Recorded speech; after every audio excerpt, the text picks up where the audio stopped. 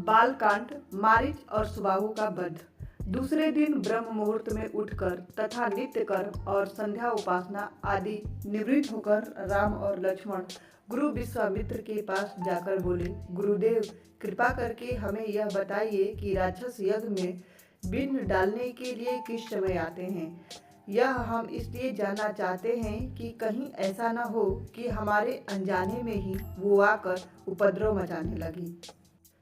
दशरथ के वीर पुत्रों के इन उत्साह भरे इन वचनों को सुनकर वहां पर उपस्थित समस्त ऋषि मुनि अत्यंत प्रसन्न हुए और बोले, हे रघुकुल भूषण राजकुमारों, यज्ञ की रक्षा करने के लिए तुमको आज से 6 दिनों तक रात्रियों तक पूर्ण रूप से सावधान मुद्रा में और सजग रहना होगा।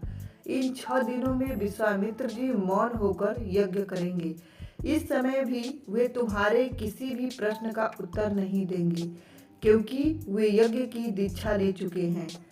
सूचना पाकर राम और लक्ष्मण दोनों भाई अपने समस्त शास्त्राओं से सुसज्जित होकर यज्ञ की रक्षा में तत्पर हो गए।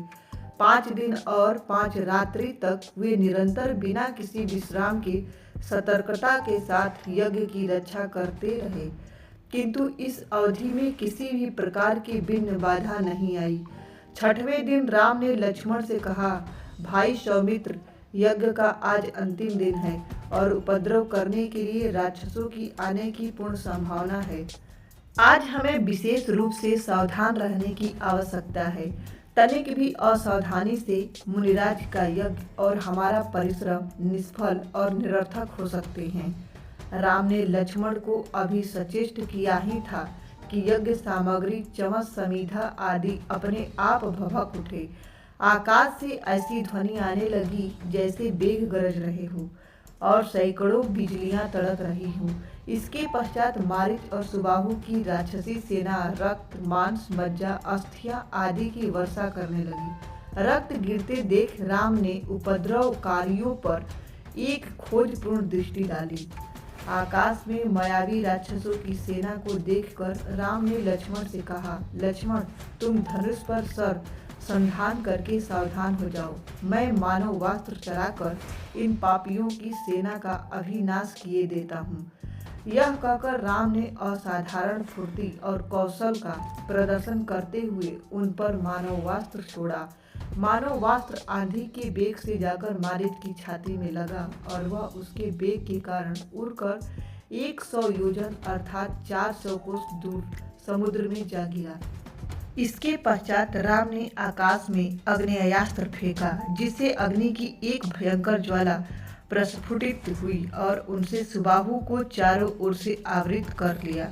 इस अग्नि की ज्वाला ने क्षण भर में उस महापापी को जलाकर भस्म कर दिया।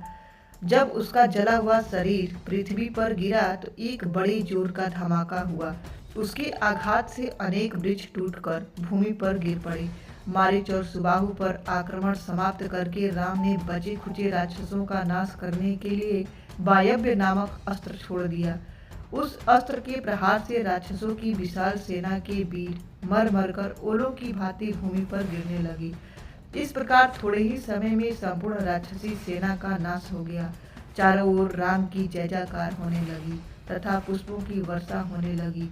निर्विघ्न यज्ञ समाप्त करके मुनि विश्वामित्र यज्ञ वेदी से उठे और राम को हृदय से लगाकर बोले, हे रघुकुल, तुम्हारे भुजबल के प्रताप और यज्ञ कौशल से आज मेरा यज्ञ सफल हुआ।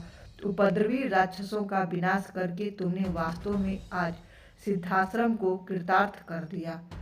आपको ये वीडियो कैसी लगी कमेंट बॉक्स में कमेंट करिए। अगर चैनल पे नए हैं तो प्लीज़ चैनल को लाइक और सब्सक्राइब जरूर करें।